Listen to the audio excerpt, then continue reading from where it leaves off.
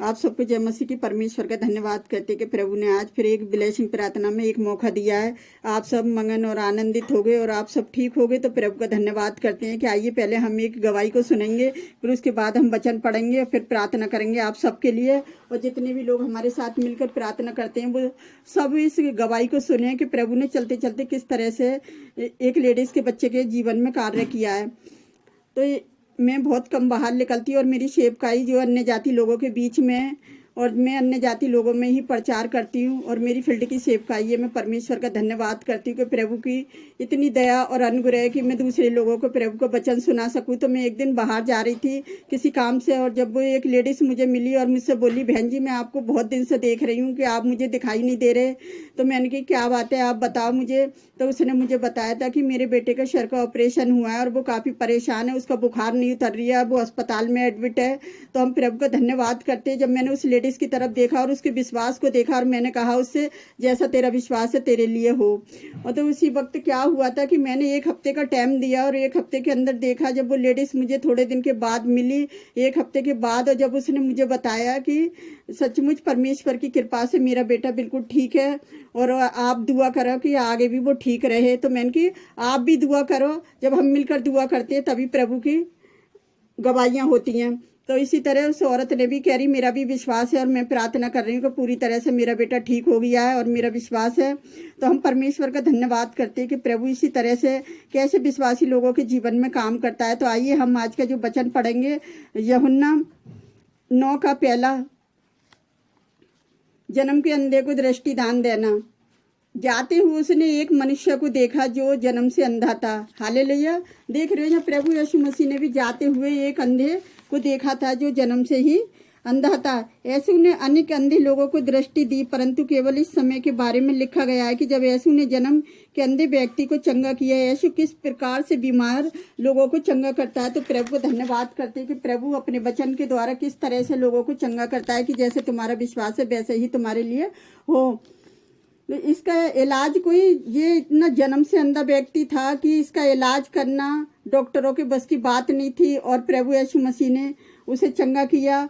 और देखा जब उसे चंगा किया तो पता है लोग कह रहे थे कि ये जन्म से ही अंधा है और इसे किया इसके माता पिता ने पाप किया है।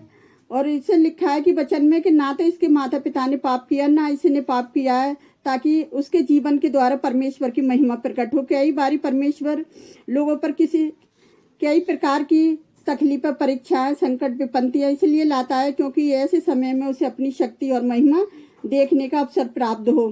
तो यदि ये व्यक्ति अंधा होता तो उसे यीशु को जानना और उस पर विश्वास करने का अवसर प्राप्त नहीं होता।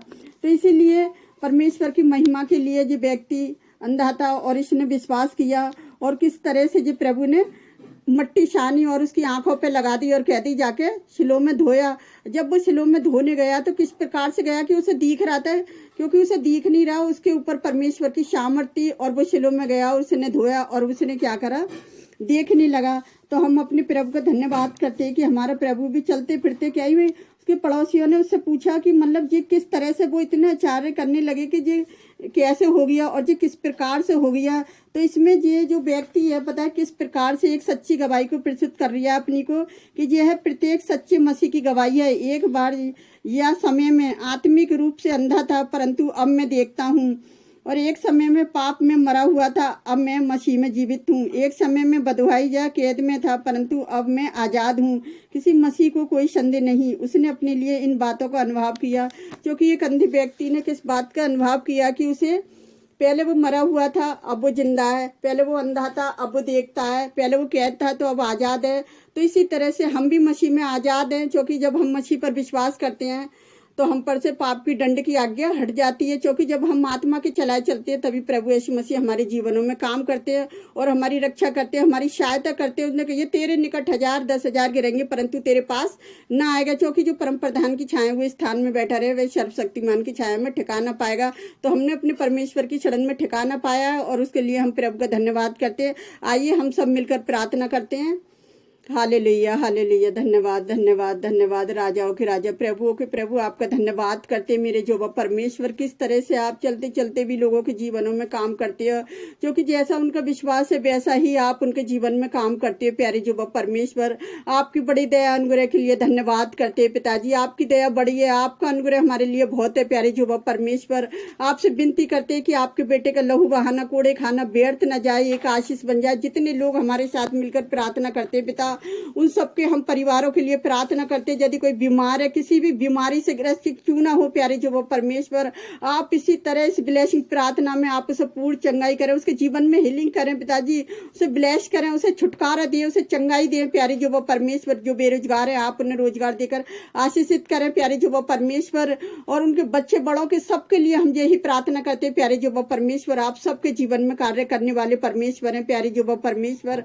आपसे विनती करती हूँ पिताजी, जितने लोग हमारे साथ मिलकर जी प्रार्थना करते हैं पिताजी, जी हर रोज की प्रार्थना है पिताजी, जिसके कोई भी परेशानी बीमारी पर हाथ रखे और प्रार्थना करे और जो विश्वास करे कि यीशु नासरी ने मुझे चंगा कर दिया है, तो पिता आज वो यीशु नासरी के नाम से चंगा हो जाएगा।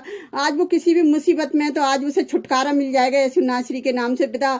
आज उन्हें ब्लेसिंग करें प्यारे जो वो परमेश्वर। जितने लोग हमें लाइक कमेंट करते पिताजी, आप उन्हें भी ब्लेस करें, आप उनके भी घर परिवार की परेशानियों को दूर करें मेरे जो वो परमेश्वर। क्योंकि आपने अपने बेटे का लहू इसलिए नहीं बहाया प्यारे जो वो परमेश्वर कि आपके नाम को महिमा मिल सके पिताजी, आपके नाम को आदर मिल सके। आपके बेटे का लहू बहाना व्यर्थ न जाए, एक आशीष बन जाए पिताजी, उसके कूड़े खाने व्यर्थ न जाए पिताजी, कि आपके बेटे यीशु के कूड़े खाने से लोग चंगे हो जाएं प्यारे जो वो परमेश्वर। अपने दिल्ली शहर को भी आपके हाथ में देते पिताजी, जो कोरोना वायरस की पंक्ति से बचाना संभालना पिताजी, सब लोगों को आपके हाथ में देते प्यारे जो वो परमेश्वर। सबके रक्षक सहायक आप है मेरे जो वो परमेश्वर। अपनी मंडलियों के लिए भी प्रार्थना करते पिताजी, उन्हें अपने लहू में छुपा के रखे पिता। जितने दास दासी आपसे प्रार्थना करते पिता, आप उनकी प्रार्थना को सुने। जितने वचन प्रचार करते प्यारे जो वो परमेश्वर, वचन प्रचार करने में भी उनकी सहायता, उनकी मदद करें पिता। आपकी मदद के बिना कुछ भी नहीं कर सकते मेरे जो वो परमेश्वर। एक अच्छी गवाही के लिए भी आपका धन्यवाद करते, जो हर रोज हमारे जीवनों में कार्य करने के लिए भी धन्यवाद करते पिता। जितने लोग आपके से प्रार्थना करते सब के लिए यही प्रार्थना पिताजी, आप उनके जीवनों में भी ऐसे कार्य करें जिस तरह से आपने एक अंधे जन्म के अंधे व्यक्ति की आंखों को खोला पिता, और किस तरह से उसने अपनी गवाही दी प्यारी जो वो परमेश्वर। और आपसे विनती करती हूँ, जितने लोग पिताजी प्रार्थना देख रहे हैं पिताजी, आपने सबकी प्रार्थना का हाँ में जवाब दिया, उसके लिए धन्यवाद करती पिता। आपने हमारी प्रार्थना का हाँ में जवाब दिया, उसके लिए भी धन्यवाद करते पिता।